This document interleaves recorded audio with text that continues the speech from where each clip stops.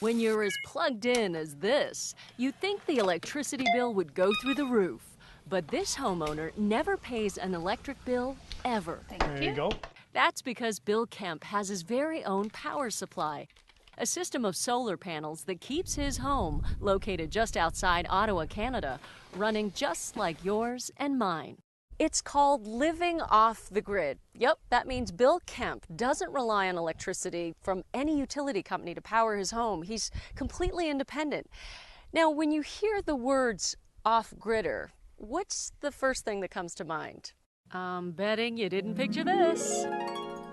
I gotta be honest, I honestly thought I pictured a guy out in the woods, big beard, kind of like that, frying a raccoon over a Bunsen burner.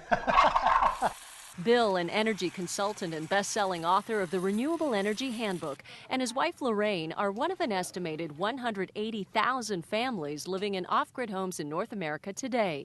So this is going to be my first taste of solar brewed cup of cappuccino. Cappuccino, yep. Bill's journey began on the grid. He and Lorraine wanted to move, but they found out it would cost a small fortune to bring electric lines in. So they decided instead to invest that money into building a new home off the grid.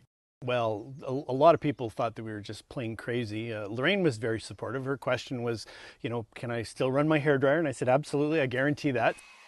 That was 20 years ago, and they've never looked back. Two large rotating solar arrays track the sun every 90 seconds, each array generating over 1,000 watts of energy, enough to run a large appliance. How do you go from the sun billions of miles away?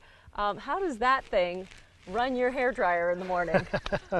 Okay, well, it's really very simple. The sunlight comes in and hits these photovoltaic panels. These are like great big integrated circuits on steroids. The sunlight charges a bank of batteries in Bill's basement, feeds into an inverter, a device that converts the energy into normal household power, then flows through the home. And then into your electrical devices, the hairdryer. Long after the sun goes down, the charged batteries keep the lights on and anything else Bill needs well into the night.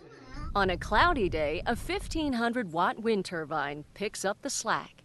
And in case of Armageddon or a spell of gray skies and no wind, a backup half biodiesel, half diesel generator kicks in to charge up the batteries. It would be pretty tough to lose power here.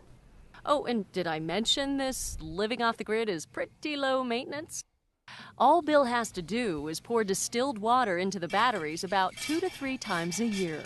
My uncle gets a colonoscopy more often than you check your batteries. So.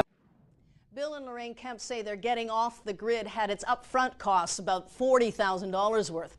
For other homeowners, the cost really depends on how much electricity you think you need to live comfortably. It's a small price to pay for a life unplugged.